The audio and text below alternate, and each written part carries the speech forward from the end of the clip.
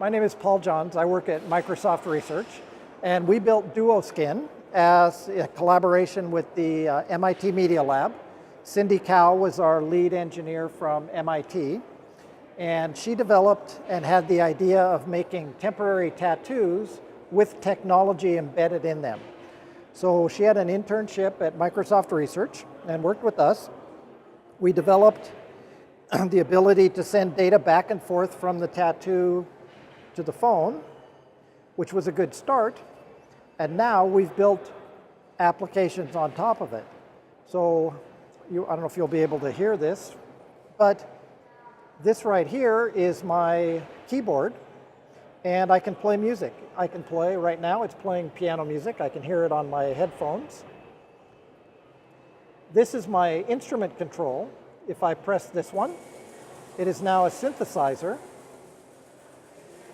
If I press that control, now it's steel drums. This is Celesta, or the bells. I also, just for fun, that one plays birds. Okay, so I have cheep, because I have to have fun too while I'm doing this. So the other thing I can do with my tattoo is I can turn it into my music player, where now it's playing music from my library on my headphones. So I can put on my headphones, I can listen to my music. If I don't like that song, I just swipe through the tattoo and I'm playing the next song on my playlist, or the next song, or back to the previous song. And I could turn off my music player by holding that one there. So that turned off my music player. It's now interesting for music people. So it's also possible to send MIDI data or MIDI messages. Yes, to the phone from the tattoo, so, yes. For example, you can map your synthesizer or your instrument, you can map parameters on it. And yes, I can do all of that based on where I'm pressing on the tattoo or what combinations I'm pressing or things like that, yes. And I can also know how hard that I'm pressing each one as well. So I can use that as a variable to drive different. For aftertouch or something like aftertouch velocity, or how do you describe it? Gosh, I actually am not totally certain of the answer to that one. Yes. Okay. But is this cheap or is it expensive? Is it? The material itself is gold leaf paper, which is quite inexpensive. You can buy it in a craft store. I believe each sheet is less than $2 US. The coating material is probably less than $1 of coating material there. So the materials for the tattoo itself are probably less than $3 US.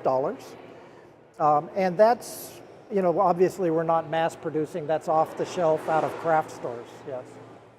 And do you think how long will do it? How long do you need time for developing this to finish now, or to release something? It's a good question how long it's going to take to actually turn something like this into a product. The basic technology is ready.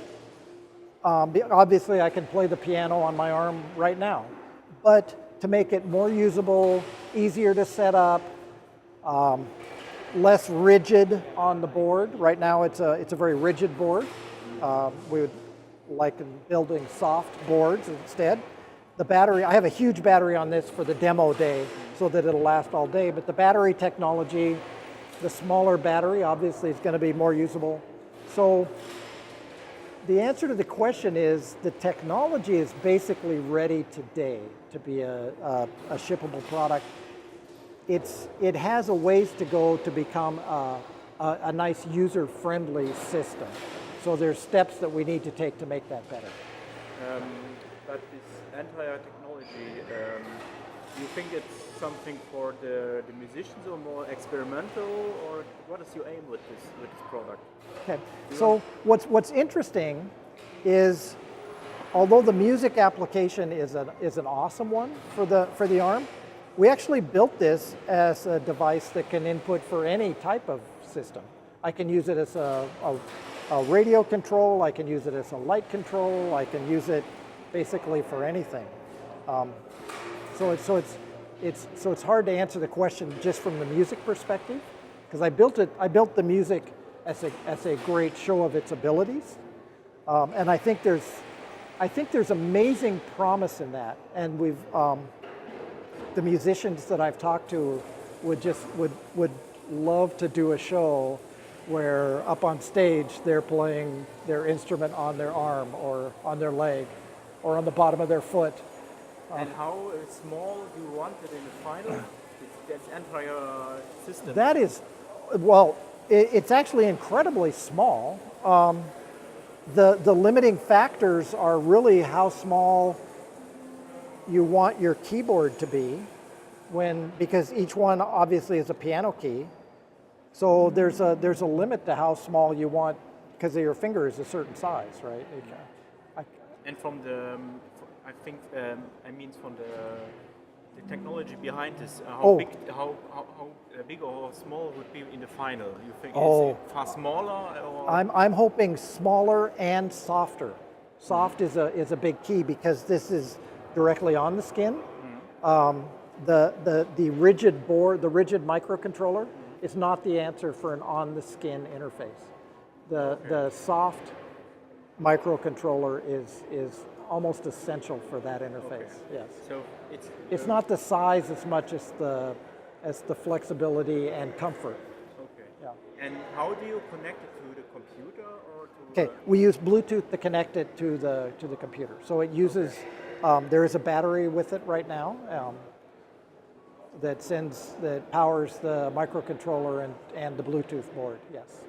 Okay, so it's research. Still This is it. research. This is very much a research prototype at this point. Okay. And where it goes from here out of our research, whether it's something that we continue to work with or whether we license it out or whether we just give it away and open source it, it's all still up in the air. Yes. Okay. Yes. Thank you, and a good ARS Electronica. Thank you very much.